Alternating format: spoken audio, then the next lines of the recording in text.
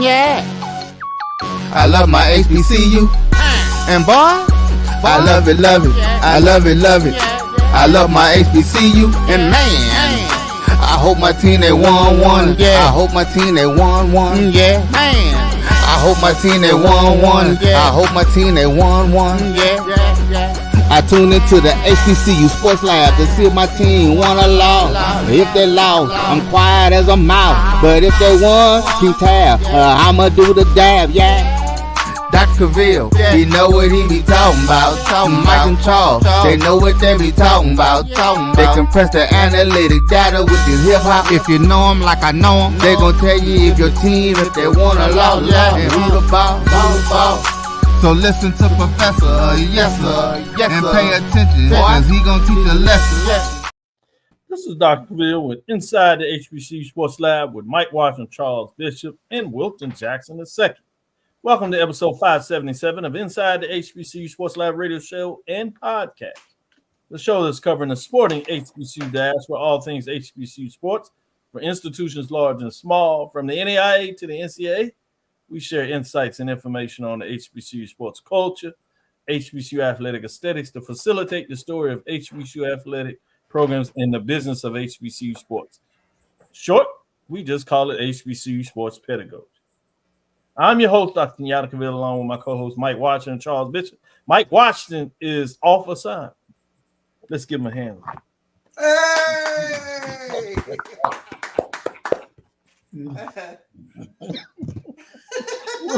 We're filming from our home studios and sending a signal live in case of 1230 studios with the Texas Radio Hall of Famer, multi-Hall of Famer Ralph Cooper in the beautiful home of Texas Southern University from Houston, Texas.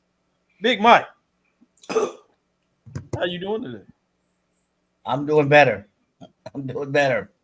Enjoyed a great weekend. Had a chance to catch a few games, but it was the 35th anniversary of 2 Black 12 Strong, fall 1989, Eta Gamma chapter, Prairie View A&M University. So we had a chance to celebrate, reminisce, recall, remember, and even tell a few lies. So it was really nice, a nice anniversary. So I am doing a little bit of recovering. You realize you're not 20 or 30 years old again. So, but nevertheless, great to be back. Great to be back. Good deal. Charles, how you doing today? Doing well, Doc. Of course, this past weekend, I spent same time with my line brothers, 30 years in the bond. But like you said, Mike, reminisce, tell a few lies, laugh a lot. Had a tremendous time this past weekend in my homecoming. And a quick reminder, Central Time, still time to go out and vote. Mountain Time, still time to go out and vote. Pacific Time, still time to go out and vote. Yep. Absolutely. You're in line. You know the rules. Stay in line. They got to get absolutely. You got to get you. With that being said, Wilton Jackson II, how are you doing today? I'm doing good, Doc. Glad to be here. Like Charles said, went to Jack State's homecoming. It was a good time. Stayed out of trouble. Definitely, just to echo everybody, definitely still time to vote. Voted this morning around like 9:30, 10 o'clock. So it wasn't so bad, but I'm sure it might be some lines now, but don't get out of line because we need everybody to get out and vote. Good stuff. Great comments by everybody involved. Today's episode of Inside the HBCU Sports Lab is sponsored by THD Agency, LLC. THD Agency is a company that provides sporting and educational consulting and data analytics. Wilton, I'm glad you didn't get into trouble because that's unlike Mike. Charles, he wavers back and forth. Sometimes he's into trouble, sometimes he's not. So, yeah, it is what it is. With that being said, I'm going to start with you, Wilton, since you didn't get any trouble. What's on your mind with some of the news of the day? So I'll get into some of the SWAC football weekly honors. The Southwestern Athletic Conference tabbed Southern's Xavier Tissett, Alabama State's Rico Dozier, Texas Southern's Shanzavia Lewis, and Florida A&M's Daniel Richardson for SWAC football weekly honors for this week. Offensively, Tissett threw for a conference high 294 yards versus Alabama A&M on Saturday as he completed passes to 9 different receivers to go along with 3 touchdown passes on the day. He also added 59 rushing yards off 6 carries. Defensively, Dozier recorded 19 tackles, highlighted by 12 solo stops during a 21-17 win over Alcorn State on Saturday. He also posted 2 of Alabama State's 6 sacks with a quarterback hurry. From the specialist standpoint, Lewis was spectacular for the Tigers special teams unit this past Saturday versus FAMU. He recorded 6 returns for 230 yards, including a 90-yard touchdown return. As far as the SWAC newcomer, Richardson orchestrated the Rattlers' high-powered offense, throwing for 267 yards and 5 touchdowns. He also completed an impressive 75.8% of his passes, connecting with multiple targets. Good stuff. Good stuff. Kudos to the SWAC. Let me go to you, Charles. What's on your mind in terms of news of the day? Sure, let's take a look at the MEAC Weekly Honors presented by Coca-Cola. Howard's quarterback Deshaun Scroggins, as well as fellow Bison Robert Jones. Scroggins was the offensive player of the week. Jones was the defensive player of the week, while Morgan State kickers Sire Bundima was the rookie of the week, while South Carolina State's Cam Johnson and Kyle Gallegos earned offensive lineman and specialist of the week honors. So let's take a look at Deshaun Scroggins. He threw for 304 yards. He was 24-41 with 4 touchdowns and Howard's 38-0 win over Delaware State. Scroggins also added 6 yards on 8 carries with 1 rushing touchdown. His teammate Jones, he secured 2 interceptions and 2 pass breakups in the 38-0 win over Delaware State. Specialist of the week, Bundima, great story.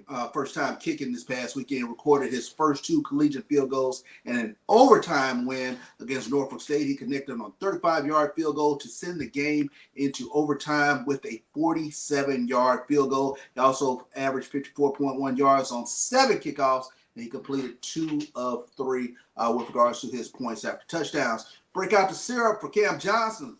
Big guy, 6'4", 300-pounder. He registered a blocking grade of 90% with 4 pancake blocks as the Bulldogs accumulated, 469 offensive yards in the 24-21 win over North Carolina Central. And then Kyle Gallegos, he collected 316 yards on 5 kickoffs with 2 touchbacks. He also added a 20-yard field goal that gave the Bulldogs the game's first points in their win over North Carolina Central. And those are your MEAC players of the week.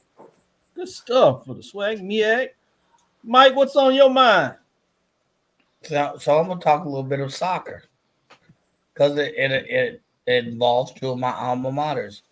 So I don't know if you caught the news, but I know we're talking about football and we're really headed into that part of that season. But Texas Southern soccer made history. If you caught the SWAC titles or if you caught the social media jargon or news outlets, and by winning the SWAC regular season title, Texas Southern overcame a 1-0 first half deficit to make history as the Tigers clinched the 2024 SWAC soccer regular season championship for the first time in school history with a 4-1 win Friday over the Prairie View A&M University Panthers. So bittersweet mixture for me because I have a degree from both institutions. So TSU obviously put pressure on the Panthers early on with 4 shots within the first 15 minutes. However, Prairie View A&M struck first with an early goal in the 18th minute.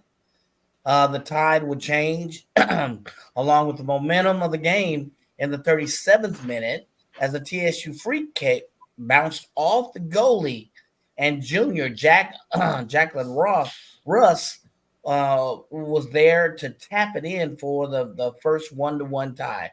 Early in the second half, TSU senior Victoria Pucci stole the ball from PVAMU defender and stormed down the field as she found Russ for her second goal of the night and a 2-1 lead.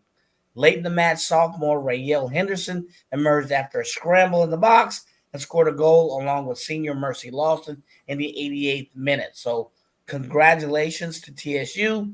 Bittersweet, as I mentioned. I have allegiances to both schools, but congratulations and hats off to Texas Southern, the Texas Southern women's soccer team. So well done, Big Mike. Well done, Big Mike, sharing the love there.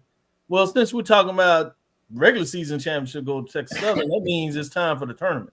So SWAC announces soccer tournament seedings and quarterfinal matchups. And guess what? First round, Texas Southern faces off again against Prairie View as a 1 versus 8 seed. That's at 10 a.m. starting Thursday morning. That's November the 7th. And as you stated, it is in Prairie View. Match 2 would be number 4 versus number 5, which is Alabama A&M in the 4 seed. The number 5 seed is Jackson State. Then at the match 3 is at 4 o'clock. The one previous at 1 o'clock scheduled to begin. One at 4 o'clock is number 2 versus number 7. That is Grambling State, the 2 seed, and the 7 seed is Mississippi Valley State. At match 4, which is at 7 p.m., features 3 versus 6, which is Southern versus number 6 Alabama State. So that's your matchups. It will be on the SWAC Digital Network. You can buy tickets at the website in regards to those that are going to watch the game, be able to watch the game live, particularly starting with the quarterfinals. You have your semifinals, obviously, that Friday, and your championship comes on that Sunday as you get a day of rest in there or rain out to be able to reschedule those games. So fascinating to see how that looks. I want to give a little love to the MEAC. We talked about TSU on the men's side winning cross country. In the MEAC, you had Norfolk State doing the double-double. The men won their 5th consecutive track championship, while the women went back-to-back. So pretty big-time things going on in the MEAC with Norfolk State and the men's and women's cross-country getting it done on those races. So starting to be championship season. We're creeping on along what that means, and we have some big implications coming up in terms of, if you would, the SIAC and CIAA, as we have the last week of games scheduled before the championship. We'll get into that as we release the poll in the next segment. But also, just intrigued about some of these matchups going on here. We have HBCU Go matching up with Monumental Sports Network partners for 5 local universities for robust 24-25 college basketball schedule. It'll be fascinating to see what that looks like in terms of some of the games out of that greater DMV area. That would include some matchups both at the SWAC, MEAC. You have all types of games in that area about what that will look like. So fascinating to see what that comes on. And then you have the announcements, which is a little sad in terms of this. The Division II, which is the HBCU football game, won't happen this year. That was previously known as the Florida Beach Bowl. 1 year after popping up in the HBCU football scene, the Florida Beach Bowl has been put on ice. Bowl game between the CIAA and SIAC, 2 HBCU Division II conference, will not take place in 2024. Sources for each conference confirmed the HBCU game day. Sources indicate that the funding was an issue as the bowl looked to build on its inaugural game. The inaugural game was held last year in Fort Lauderdale at the DRV P&K Stadium on December 13th. The good news is, from my sources, there are some other considerations for another bowl maybe popping up next year or the following year that feature the champions of the SI and CIAA. Remember, in the regular season, as things kick off in the Black College Hall of Fame, there's been an agreement that the champions of this year will face off and kick off things in that bowl game classic, if you would, next year. But this year, there will not be a bowl game featuring members of the CIAA and SIAC. So it'll be fascinating to kind of see how things go from that point. With that being said, let's take our first break, come back on the other side, and talk about the release of week number 9 for the mid-major top 7 and see what these 3 gentlemen say about the poll rankings. Then it'll be time to talk about some key matchups, big matchups this weekend featuring top 7, top 10 teams, if you would. Some of them just out of it, but a lot of implications going on for this championship game. Things could not be easier, but we'll see if that's the case or not. With that, we'll take our first break and come back on the other side. At AutoMasters LLC, our mission is to serve our community by providing quality automobiles at affordable prices. All of our vehicles are inspected and certified to offer you the confidence in knowing you have a quality vehicle. Our goal is to provide you with a seamless process and positive experience for your automobile purchase. Financing recommendations and specific vehicle inquiries are available at your request. You can find us at www.automasters06.com and follow us on Facebook and Instagram. Also, please feel free to contact Terrence Miles at 601-927-7794. And oh yeah, tell him Sonia sent you. If you think all pads are exactly the same, think again. This is Always Ultra Thins reinvented with the Always Triple Protection System. This pad wicks gushes 90% faster, absorbs even more so you can feel dry, and locks odors in. Rethink your pad for up to 100% leak-free and odor-free comfort with the totally reinvented Always Ultra Thins. This is always like never before. The Cavil Group is a Florida-based marketing and training consulting firm. We help businesses communicate to their target audience and engage them in conversation. We also help to expand their audiences, which will ultimately result in growth for those organizations. In addition to being a certified constant contact specialist, my colleagues and I are also certified in John Maxwell Leadership Principles. We use these proven principles to conduct workshops, training, and private coaching sessions for individuals and companies looking to take things to the next level. Contact us to schedule a free consultation. Issues today, don't delay, call Cavil. Compress the analytic data with your hip hop. If you know them like I know them, they gon' tell you if your team, if they wanna lose, and who the ball. So listen to Professor, yes sir, and pay attention, cause he gon' teach a lesson. This is Dr. Cavil inside the HBCU Sports Lab with the professors. We got Professor Washington, Professor Jackson II, Professor Bishop. It's time to release the polls. It's time to release the mid-major poll rankings, top 7. Let's see what everybody thinks in terms of what took place here. You know how we do it. We're going to start with those teams dropping out. Dropping out this week. Tuskegee Golden Tigers had a tough loss as they dropped out of the polls, 5-4, 5-2. They lost to Clark Atlanta. Panthers, who got a big win at home to close out the home streak as they continue their winning ways this year. Big win by Clark Panthers, but a tough loss from Tuskegee. Also dropping out this week is the Langston Lions, 5-3, 4-2. They had a big matchup as they were trying to stay in the race, not to be done as they are in the Sooner Athletic Conference. Which let's look at some of those teams receiving votes. We'll look at the next 3 outside of the top 7 for a total of 10 teams. Just looking at it. Receiving votes, West Virginia State Yellow Jackets. As they got back to their winning ways, they are 6-3, 5-2. You also have Florida Memorial Lions, 5-2 and 1, 4-1 as they got a big win. They play as they try to size up things for their shot at a championship. They have a big matchup this weekend. Might get a chance. We also have Tuskegee Golden Tigers, 5-4, 5-2. Tigers are just outside. Looking in the top 7 with 111 points, as you see. With that being said, let's get in the top 7. Top 7, we have Fort Valley State Wildcats, 6-3, 6-1, 122 points as they were not ranked, but they jump in the top 7 after all season. They're playing some really good football, which is setting up for their shot at a title in the SIAC, but they have the rivalry game against Albany State before they can see if they can make that happen. Bringing us to number 6, Clark Atlanta Panthers, 5-2-1, 4-2. They need a little help as they try to get into the SIAC championship game.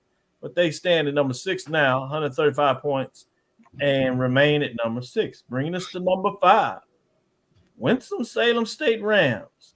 They drop a spot this week as they are 6-3, 4-2, 139 points, but they remain in the top 7 as they are outside of what looks like to be the CIAA picture. With that being said, let's get into number 4, who is squarely in the mix. That is Virginia State Trojan, 6-3, 5-1. They have crept all the way back into the contention, and they jump in the poll this week at number 4 with 147 points.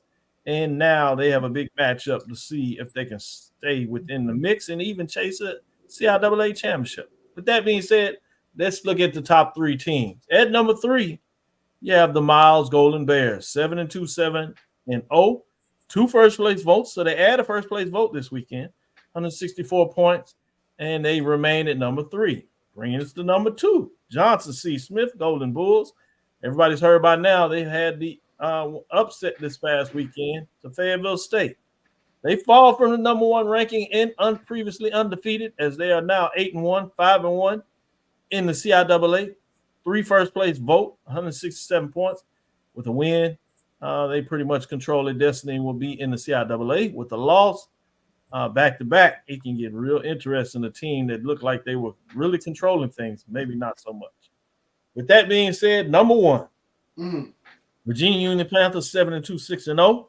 4 first-place votes, 194 points. They are previous ranked 2. They are now in the number 1 spot, and in a lot of ways they control the destiny, but things could get funky if Virginia State has other thoughts. With that being said, we do have the top 7 as you see it.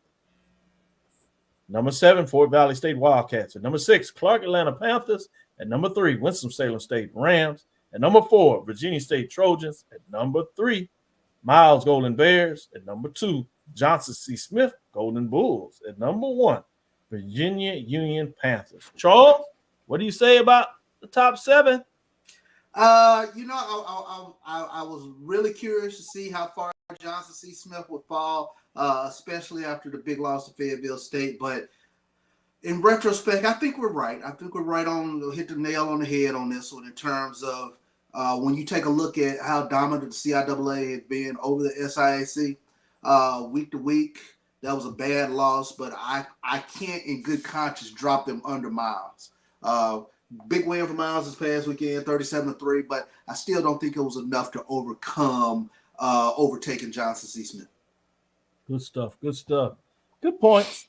That's a good point. So you would have kept Johnson C. Smith number 1, although they had that tough loss. I keep them at number 2. I keep them at number 2. I think they dropped from number 1 to number 2, but I think Virginia Union is definitely number 1 team in the so you do agree with that part of it. Mm-hmm. All right. With that being said, let me go to you, Mike, and get your thoughts in terms of the top 7. So I think you got it right with Johnson C. Smith. I was surprised. You said upset. That was a convincing victory from what I saw, at least score wise. You can make an argument that Fort Valley should be higher. They've won 4 of the last 5 in convincing fashion. So you could make, to me, they had a 3-point loss at the very beginning of the season, I think against Clark Atlanta, but you still can make a loss at this point in the season that, they're a little higher than to me, Winston-Salem or Clark Atlanta. I don't know where Johnson C. Smith fall. I would agree that they don't fall too far because of the dominance of the CIAA, and their conference. So I with the first whatever, I would say, I would think though that Miles and Johnson C. Smith. So I would have Johnson C. Smith at 3 and Miles at number 2. And look at how Miles has played. So that's those are the only tweaks or arguments from my perspective that you could make. Otherwise, I think you got it. Fort Valley, whether they finish out or not, they have Albany. Let me make sure I say that right. I don't want to hear no mess behind it. They have Albany State. So the Low Country Bowl will be cooking up. We'll see what happens with that one.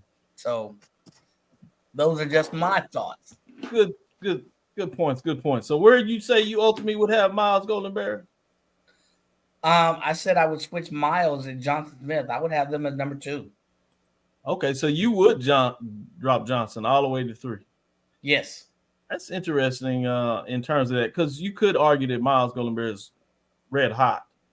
But I like the way Charles 7 in a row. Yeah. Yes. I like the way Charles put it in terms of looking at the collective with the CIAA going undefeated against the SIAC. It's interesting to see where Wilton, if he will split the vote and tell us his final thoughts, or will he go in a whole different direction? Wilton, what are your thoughts in terms of the top 7? So I'm gonna start with the top 3. I'm okay. I'm not gonna lie. I was a little hesitant about dropping Johnson C. Smith, although I know they lost. I said to myself, That's but fair. they lost, but I'm gonna still drop them no less than 2. So I'm okay with Virginia Union being number 1, Johnson C. Smith being number 2, and Miles, even with the 7-game win streak, I would put them at number 3. Now, when it gets to that number 4 and 5, I think I would switch Virginia State with Winston-Salem. I had Winston-Salem. I think Winston-Salem should be number 4, and I think number 5 should be Virginia State. And then I would also switch, kind of to Mike's point, bring Fort Valley up maybe one notch to number 6, and then put Clark Atlanta at number 7. And I think the reason being for that is I'm still looking at that loss to Clark Atlanta, that loss to Savannah State. That loss really hurt. And obviously Savannah State have they got another additional win as well. So I'm looking at that like that loss by Clark Atlanta, I think would put them up under Fort Valley. And Winston-Salem does have the head-to-head over Virginia State. Yep. The good point there. I guess you're looking at conference overall losses, but head-to-head matches. Speaking of head-to-head matches, what have Fort Valley State and Clark Atlanta early in the season?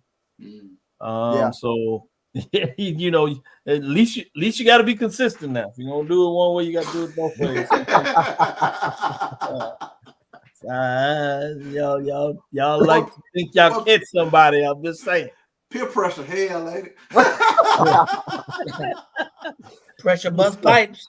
Oh God. So again, Wilton, you keeping Johnson C. Smith, the Golden Bulls, at 2. You don't have a problem with that. I like the fact that you said that you would consider keep them number 1. If you look at the voters, there are 3 first place votes. So there are actually 3 folks that did say that they look at the totality of the season, even though they had this late season loss, because they didn't hold it as against them as maybe some of the other voters did. So it's close. 4 first place votes versus 3. Because here's the thing. So when I was looking at the wins and losses, okay, with Virginia Union, key wins they had Shaw, they had Winston-Salem State, and obviously SIAC's Kentucky State. Their key losses were to Hampton and Johnson C. Smith. And with Johnson C. Smith, they got a win over Tuskegee, Virginia Union, Virginia State, Shaw, Winston-Salem, and they lost to who? Last year's champion in Fayetteville State, right? So it's just like, when you think about that, even though they lost this time around, I think more so what really made me decide to put them down at number 2 was the fact of how they lost. Like it was not they didn't even score. It was a shutout. Yeah, that's true. And I think that was a huge deciding factor for me to put them at number 2 as opposed to letting them stay at number 1. Yeah, I think you make great points when you talk about not just a loss, but the way you lost in particular. And at home. Shutout.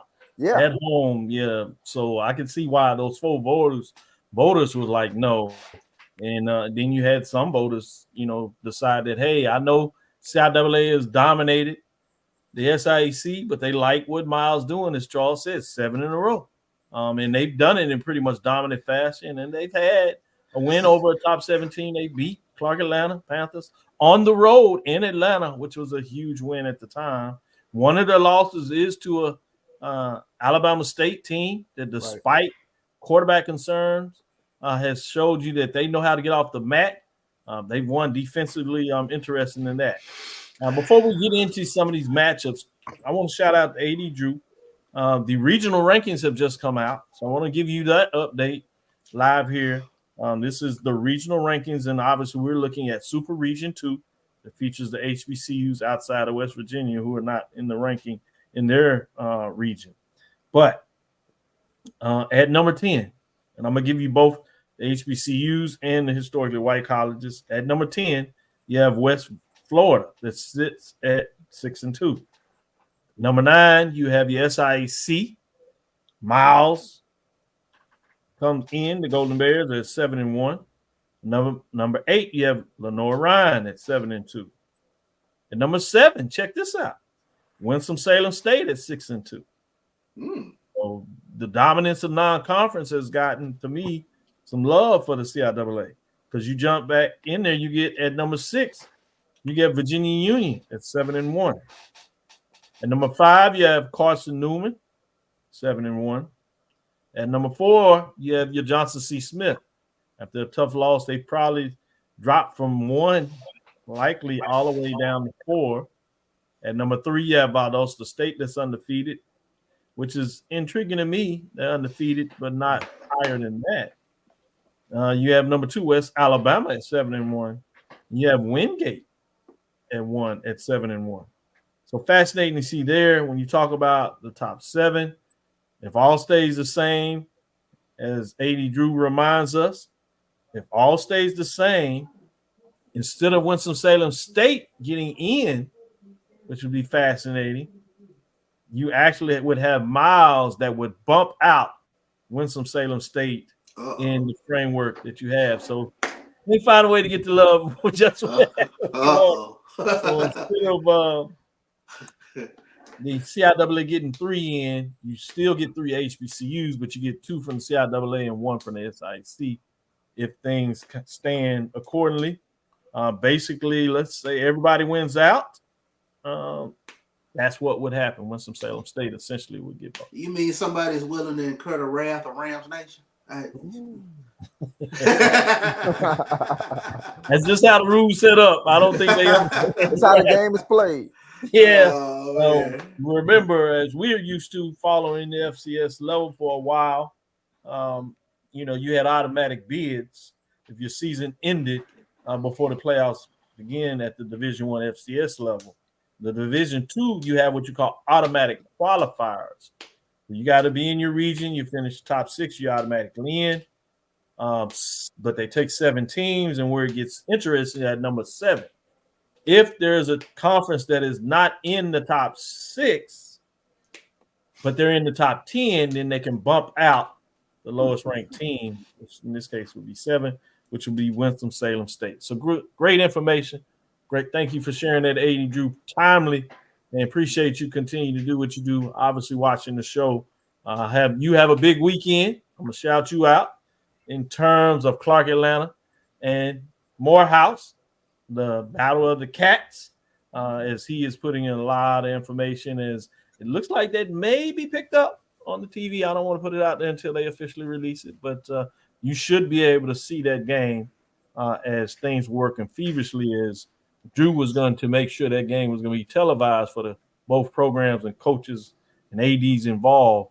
So he's making it happen, and it's already worth every penny that they're paying him in terms of what he can get done. With that being said, let's take our second break. We'll come back on the other side and give you the chance to talk about some of those matchups that will feature these top 7 teams. And more importantly, they're going to go on a long way to see who will play the following week in the championship game. Based on your discussion there, I might get your ideas and suggestions and get everybody out there listening as we'll do a little tease. If there was a bowl game that featured a champion against the SIAC and the CIAA, would you want to see it played the following week, or would you try to push it back some? So kind of get that thoughts going as we take our next break, come back on the other side. We'll get into matchups, and then we'll do a little daydream ourselves after we come back after this break. Choice Hotels is a family of brands that helps you get the most for your money so you can be any traveler you want to be. You could be a free hot breakfast hero in a comfort hotel. Yes! That's how you waffle. Mister, this script got a plot twist at a Radisson hotel. A business big leaguer. Go for key. Even the ultimate pool float inflator. With 22 brands and the best value for your money, Choice Hotels has a stay for any you. Book direct at choicehotels.com, where travels come true. Gotta get the corners.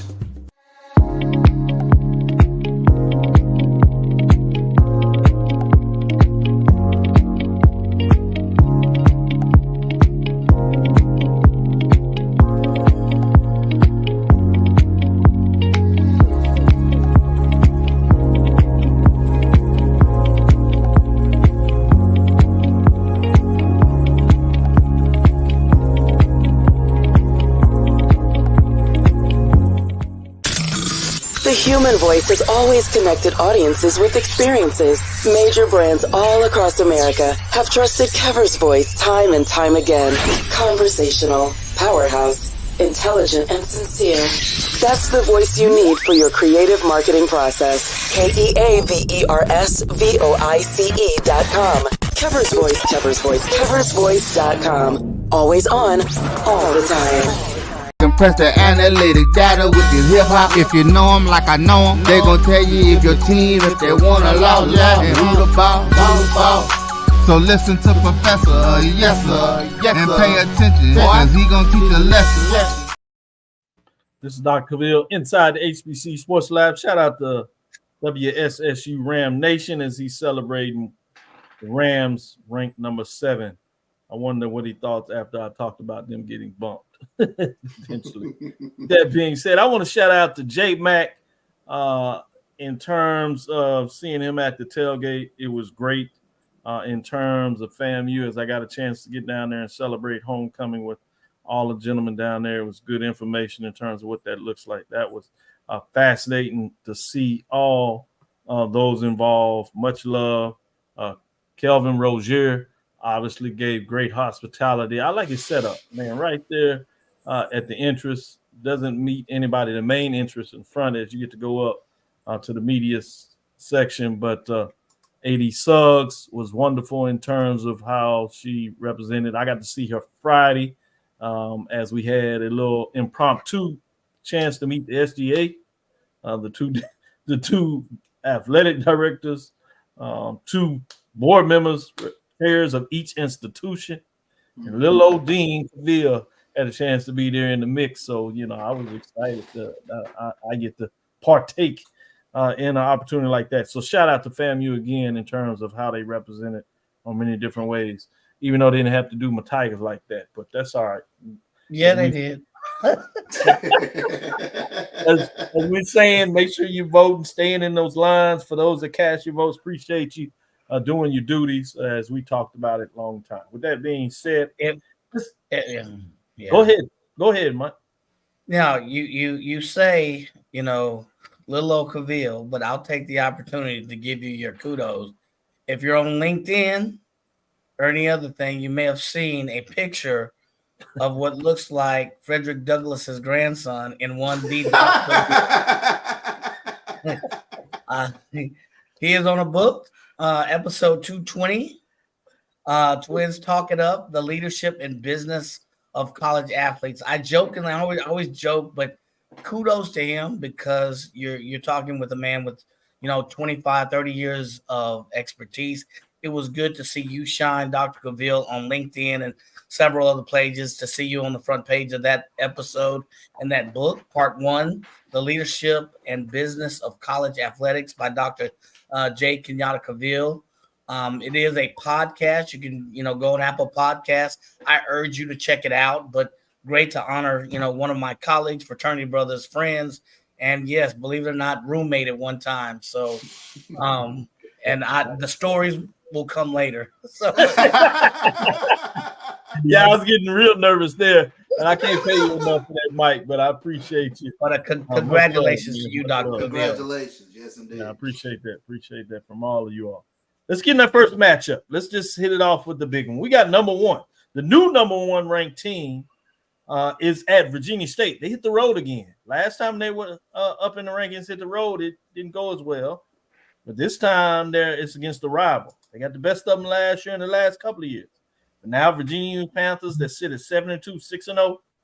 They're at number 4 Virginia State Trojans, 6-3 and 5-1. And essentially, this is a semifinal matchup for the CIAA championship game. You win this, you're basically in. If not, you got Virginia State. You certainly out. It looks like it. A couple of things may go their way that have to fall out. Virginia State wins. Virginia Union wins, and they certainly know that they're in. With that being said, Mike, what are your thoughts in terms of this Virginia Union Panthers matchup against the Trojans, 1 versus 4? Yeah, I think you hit the nail on the head to really start it off by calling this is really, in essence, a playoff game. And you look at the one that concerns me is that, if you look at, Virginia State, they're on a 4-game winning streak. Virginia Union's on a 6-game winning streak. And ironically enough, you have the number 1 and 2 offense in the CIAA against the number 1 and 2 defense. Virginia Union's the number 1 offense, 47.1 points a game. Virginia State, 31. And then both teams are allowing a little over 13 points per game, in terms of defense. So it's a classic battle between tops in the division.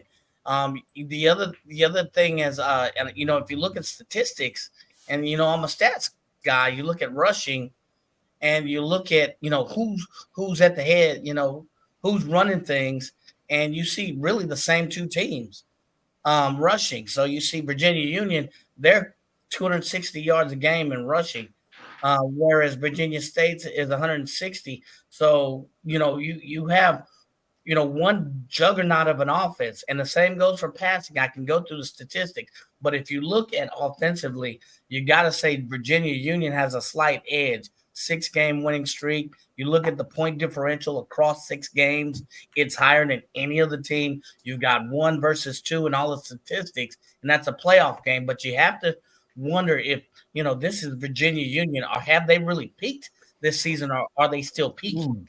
So those thoughts kind of jump out at me in this playoff game. The last point, and I'll make it quick, is where is this game going to be played? I'll let you think about it. Where's this game going to be played? Virginia State. Exactly. State. So now Virginia Union's got to take this. Rogers Stadium, Petersburg, Virginia. Yeah, exactly. They got to take this show on the road. So I give them the edge of statistics and momentum, but can they take this show on the road in a playoff environment? Ooh, good question. Charles Bishop, what are your thoughts? For me, this comes down to, I think we know the major players. When you talk about Jada Byers and Curtis Allen for Virginia Union, we know Virginia Union can score. So what I've been sitting here grappling with is how can Virginia State get this W? And this has to be the game of Romello Williams' life in terms of getting this win over Virginia Union. To me, it's got to be a duel between the quarterbacks because they're going to stack the box in terms of trying to stop Jada Byers. So Virginia State has to get off with that passing game and create some opportunities to try to get this win at home. I think they can pull it off. I'm going to go with Virginia State in this one. I like that WSSU Rams, as he's talking about this matchup, that both teams went 1-2 against what was formerly the Southern Division. The Southern Division is tough in terms of what it looks like, but it'll be amazing in terms of the playoff picture, just how strong the Southern Division will play out. Will they be able to capture a championship after such a great regular season, or will the top team in what was the Northern Division continue to do what they've seemed to do against the Southern Division, or what was? Wilton Jackson, with that being said, tell me your thoughts on this 1 versus 4 matchup. Number 1 goes on the road. Can they just have risen to the top? Can they protect it to have their seat in the CIAA championship game? Dr. Cavil, I won't go into the stats too much because Charles and Mike kind of already did that, but I actually think that they can. I'm gonna be the difference in this conversation. I think that they'll get this win on the road.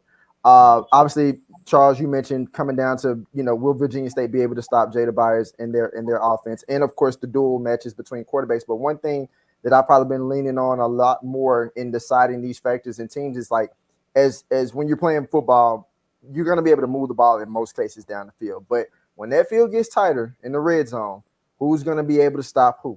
And when I looked at that, Virginia Union is number 1 in red. Well, let me say this. Red zone offense, both of them are 2 and 3, Virginia State and Virginia Union. But in red zone defense, Virginia Union is number 1 and Virginia State is number 8.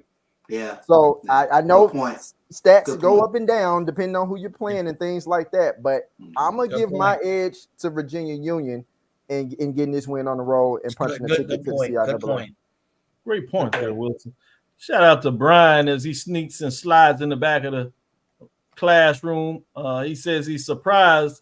He don't know if he wants to call Mike at the board. He don't know if he want to move him from to a guest lecturer.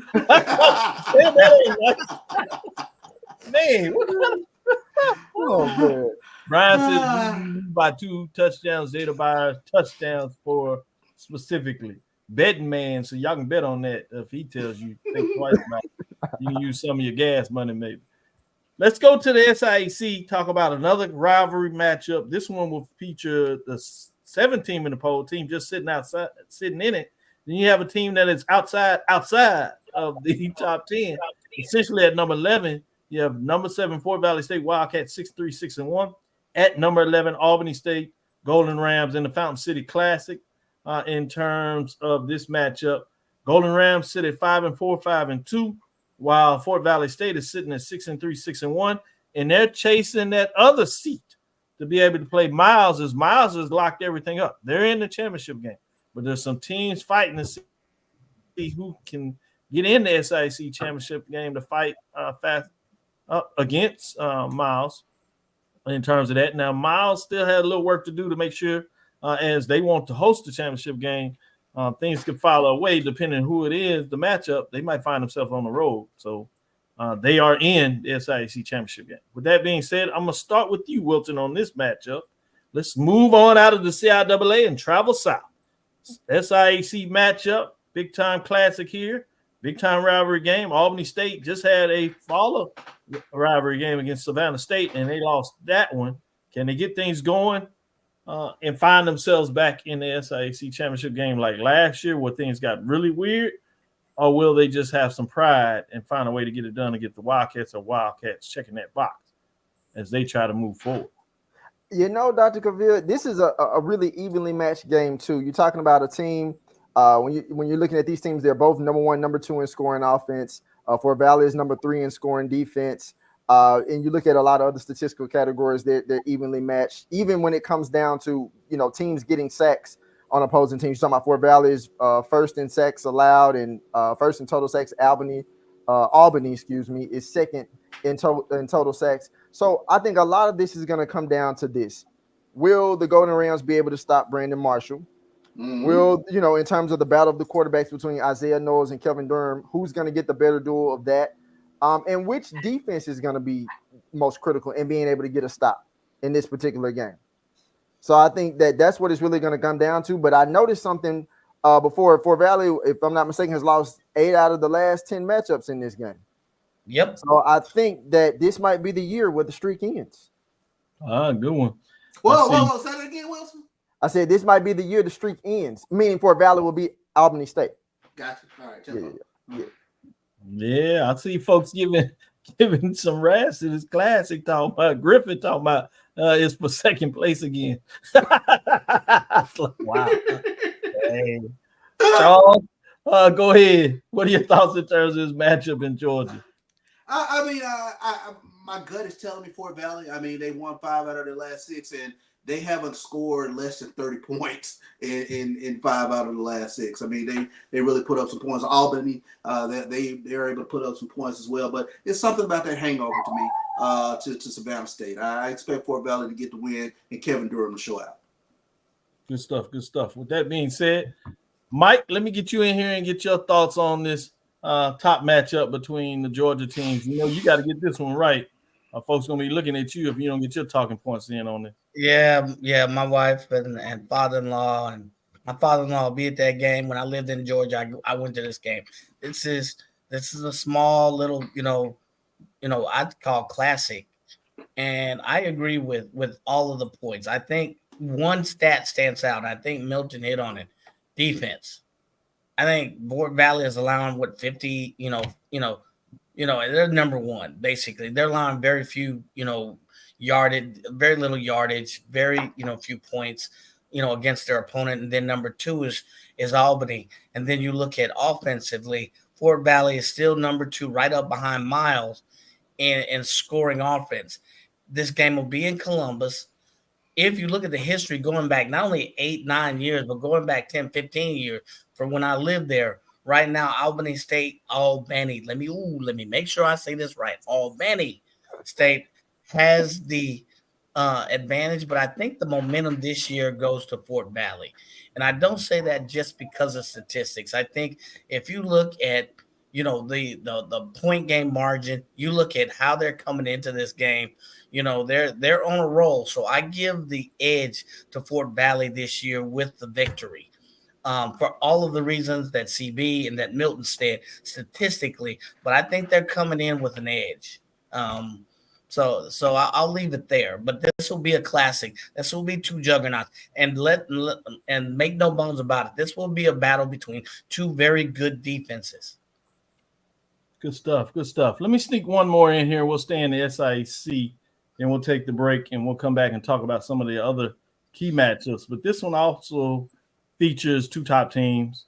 It looked like it could be a matchup for the championship game, but that's not quite what it is. But it's still a big one. It's in Alabama. That's number 3 Miles Golden Bears, 7-2 at 7-0.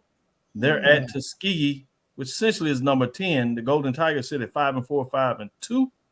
Is this even a game, Charles? You know, for all the historic implications that's going on at Tuskegee, I want it to be a game, but no, Miles coming back. Yeah. They turn on the lights later on that evening. Will it be lights in celebration or lights in terms of sorrow? Teddy Pendergrass turn off the lights. I think the Golden Bears, they're going to be able to handle the Golden Tigers in this one. I'm going to take Miles. Mike?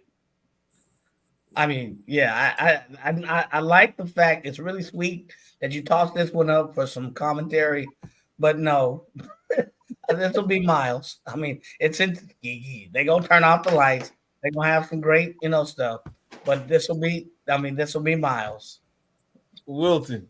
Now, didn't we say these same lights gonna be on during a daytime game? During a daytime game. I just want to make sure I remember that from Sunday. You gotta push the game back. You gotta play it under the lights. Yeah. I think we said that, but I'm just putting that out there. But no, seriously, when I looked at this game, it was a couple stats I thought about. When I looked at like Miles being 4th in pass defense and Tuskegee being 12th in pass defense, also Miles being tied for 2nd in sacks.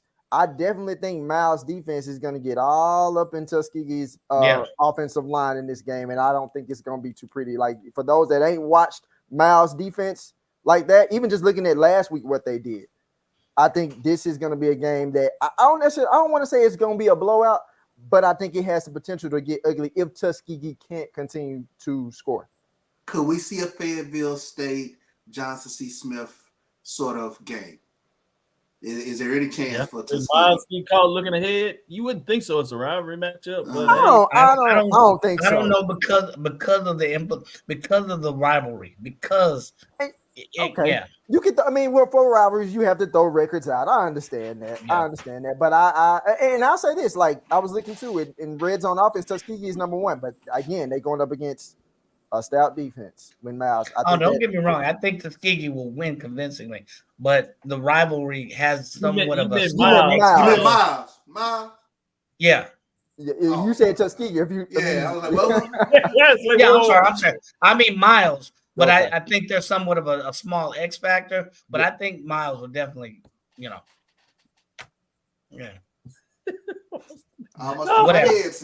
Foul City Class AK, who wants to beat Miles next? Okay. Hey, with that, we'll say this. We'll get into our last break. We'll come back on the other side and talk about a couple of key matchups. Yeah, I'm not going on record for that. Other top 7 teams have big matchups. We'll talk about those and give them their due before we call it a night. Stick with us. Back after our last break. It's never too early to plant the seed, to share the tradition, and instill a sense of pride in your HBCU with your little ones. HBCU Pride and Joy Children's Boutique helps you share your school spirit with a wide selection of adorable kids apparel and accessories officially licensed from your favorite HBCU. Visit hbcupridejoy.com and follow us on all social media at HBCU Pride Joy on Facebook and Twitter. Supermarket sushi, really? No. Wait, Troy, you work here? I'm never not working. Like Head & Shoulders Scalp Shield technology, up to 100% dandruff protection, even between washes. Never not working, huh? Oh, Troy, you're such a good teacher. Yeah, I know. Never not working. Never not working. Never, ever not working. Are you serious? Never not working. Dandruff protection that's never not working. Head & Shoulders Scalp Shield technology. Hey, grab me one too.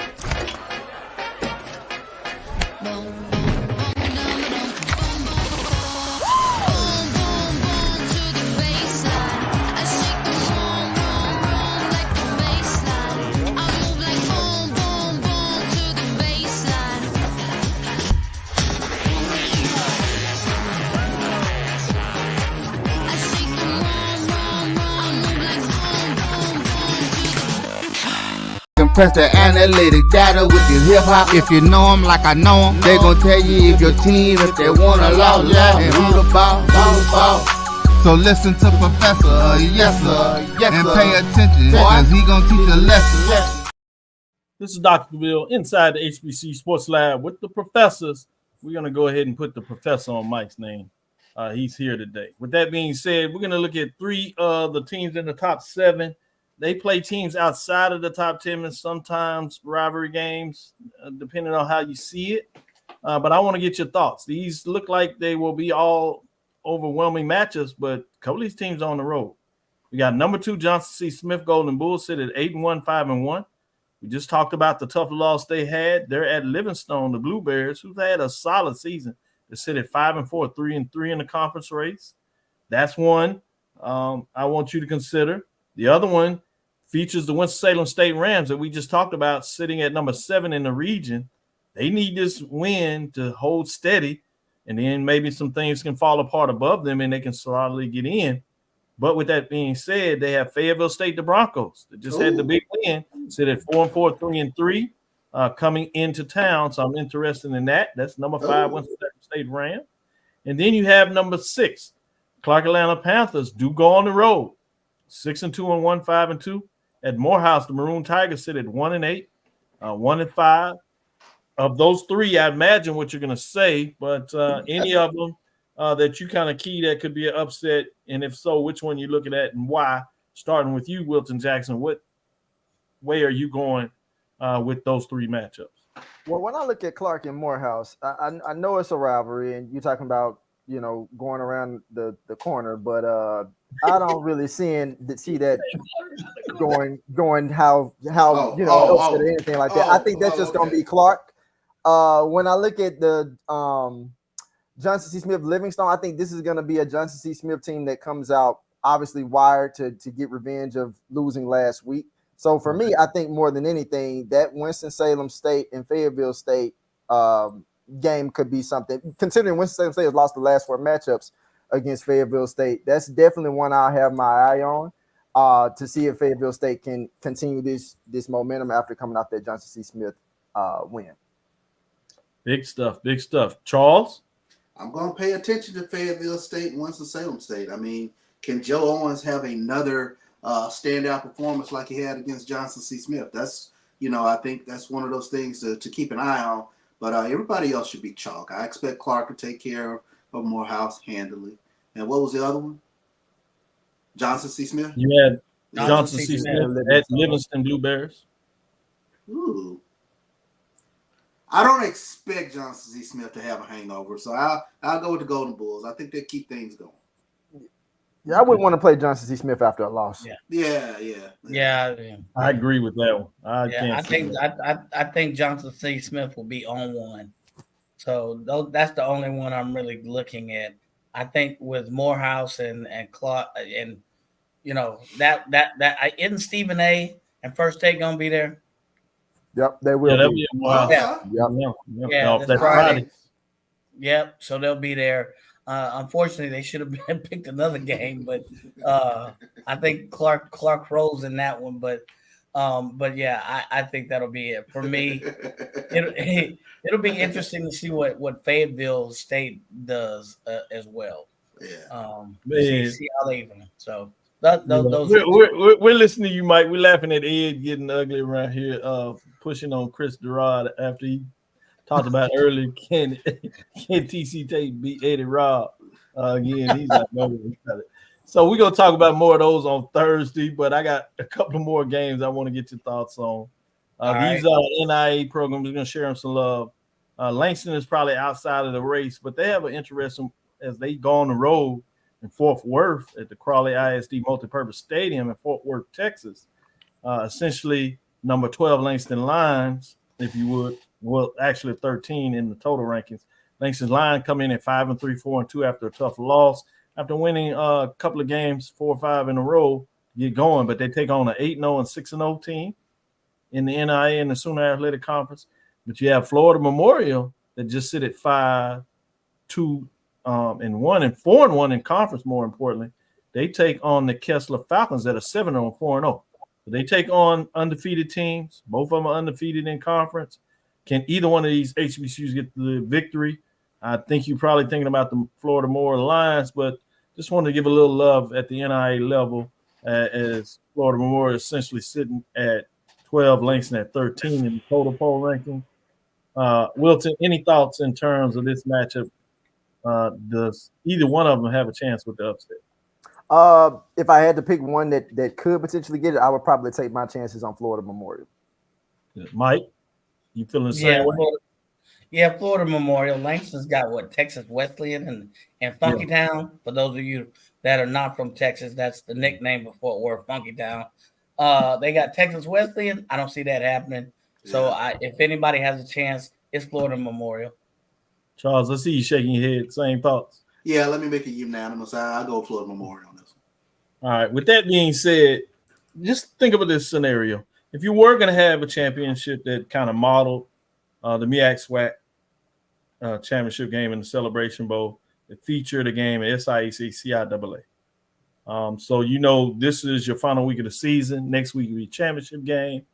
Then you get into the following week where you get into that, or would you stretch it out and go into that Thanksgiving Friday to try to create a big matchup where you have the Turkey Day, Thursday, Friday championship game, television-driven weekend. Folks can make plans, and then the Bayou Classic on Saturday. Ooh. Or do you play it early? What are your thoughts in terms of the timing if you were going to do that? When would you set it up and why, Charles? I love that. I love that thought in terms of snuggling in between the Turkey Day Classic and the Bayou Classic. And that would be a fun one to give you a Friday something to watch there for your HBCU fans. So there you have a Thursday, Friday, Saturday of smorgasbord of Thanksgiving games, holiday games, if you will. And gosh, it would be fun to see a Golden Bulls, Golden Bears matchup. Yep, good stuff. That would be interesting. Golden Bulls and Golden Bears, two golden champions. Yes, indeed. Let me go to you, Big Mike. What are your thoughts in terms of that matchup and then the timing? Would you like to see it the following week, a full week? Or you like 2 weeks preparation, trying to snuggle it in within the Turkey Day weekend? Or do you like to see it before that? No, I'd be a fan for snuggling in or placing it in between the Turkey Day Classic and the Bayou Classic. I think it gives families a time. It gives you travel time. You got 3 games back to back, as Charles alluded to. I always like the idea of having that in near a holiday, as well as you can get families involved. You could plan your travel. So to me, that comes across way more appealing. You're not pressed for travel. So to me, that's more appealing on a broad basis than, doing it earlier. Wilton, let me go to you, Wilton Jackson, II. I'm going to let you finish it up and give your thoughts in terms of, is this something you'd like to see? You think it'd work out? Do you see the value in it? And then more importantly, would you like to see it scheduled? Oh, I definitely would love to see it. I think HBCU fans would get a lot from this game too, just as they get from the MEAC, SWAC championship with the Celebration Bowl. I also love the fact of putting it in together with the other classics in that week too. Because one thing that we as HBCU fans love, we love to watch a group of games, especially a group of good games during the holiday. It gives us something to do. You may be doing your Thanksgiving shopping that week for Christmas, after you get that done in the morning or what have you, and then maybe a mid-afternoon game, maybe about 2 or 3 o'clock, you got some of that shopping done, whether you're doing it in person or at a mall. You can go to the game, or, it's a good slate of games just during the holiday season. Everybody's around, good camaraderie. Why not be, combine that camaraderie with some good football? So I think it would be good for the HBCU landscape. Now, you could push it back the following week, which gives more time of setting up things, which would be essentially a SWAC championship. The concern you have that now you're going in the championship weekend, though. Yeah. Right? And you have all the SEC, Big Ten, ACC, Big 12 championship, SWAC championship, not to mention the G5 championship, whether it's the MAC, Conference USA, if you would, as well as the American. And I guess we got the Mountain West before it's reconfigured in terms of it moving around. So with that, me adding in that mix, does that change your mind any, or are you staying with the weekend that you kind of agreed upon previously? Go ahead, Charles. I mean, if you pushed it back, would you consider a Tuesday or a Wednesday? I don't think people would want to tune in on a Tuesday or Wednesday. I don't see mass appeal on a Tuesday or Wednesday. Nope. I can assure you, even when we get into FBS Bowl season, when all these games get started after Celebration Bowl, how many times do we see the numbers of the watchability rates for some of these games on a random Monday at noon or a random Tuesday or Wednesday? Yeah. Nobody's watching these games. Yeah. Then you also have to think about some of these players, not necessarily per se on the FCS level, but FBS level that opt out, that make these games even more boring. So if you take those factors and consider, putting our games on a random Monday and Tuesday, I just think we'll be missing out. Yep, I think you shoot yourself in the foot. So yeah, I think well said. What Milton said for me. Cheers, Milton. I'm about to give me a glass of wine. I think that lets us know it's time for us to go. We're getting into Mike's drinking time, getting into Charles's eating time. And we do have to close things up. With that being said, great dialogue, great information, and great thought process. That's why I wanted to bring it to you. On Thursday, we'll get in and talk about some of these major division games of the week. We'll mix in maybe some secondary thoughts of some of these mid-major games that we didn't finish up today in regards to if we have additional guests to give us their thoughts on some of those mid-majors. With that being said, for all those that voted, appreciate you doing your duties, particularly the HBCU programs out there that have went in heavy to support in multiple ways. And then shout out to Howard, as they will have the headquarters for the election watch party. So I'm excited for that for them. In terms of those, I know there were some concerns about how they had to clear everything up, but I think from the broader picture, the fact that she went going full circle is a major statement. So get a chance to pull that off. Appreciate everybody that did that and did that thing, as we like to say, that is vote. Again, those that are in line, make sure you hold your place, do what you need to do to make sure you cast your votes. Thank you for listening inside the HBCU Sports Lab.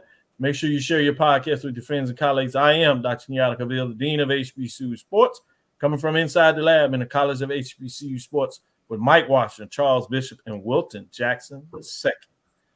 Again, want to thank you for listening to Dr. Cavill's Inside the HBCU Sports Lab with Mike Washington, Charles Bishop, every Tuesday and Thursday, 6 o'clock Central Standard Time, and Sunday at 9 o'clock a.m. as we give you your major division release and talk about all the big matchups that weekend. That's Saturday. Boy, it'll be interesting going down the stretch. One thing, if you're not careful, though, I don't know if people really realize, depending how things fall out this weekend, you could actually have essentially the MEAC locked up and the Eastern and Western Division locked up after this weekend if a couple of teams get some key wins and a couple of balanced key losses. And we could start talking about this representative for the MEAC in the Celebration Bowl and the SWAC championship matchup. That's fascinating how we did all this juggling and it could come up that early. I'll say this, I already have my stuff booked. I'll leave it at that because I don't want to jinx anybody. I don't want to get these two gentlemen mad at me. I won't even say their names. We'll leave it at that. But my trip plans booked. I'll switch it if necessary, but I booked it. Smart move. Follow me, Dr. Cavil, Cavil, Twitter, Facebook, Instagram. I'm always trying to make sure I balance the budget and do my thing early to get the best rates, as they said. I call it Twitter because I can. Inside the HBCU Sports Lab 1 on Twitter, Facebook, and YouTube is on Inside the HBCU Sports Lab. Dream big. Continue to move forward. We will talk with you soon. Charles? Of course. Mike? Lecture. Wilton? Dismissed.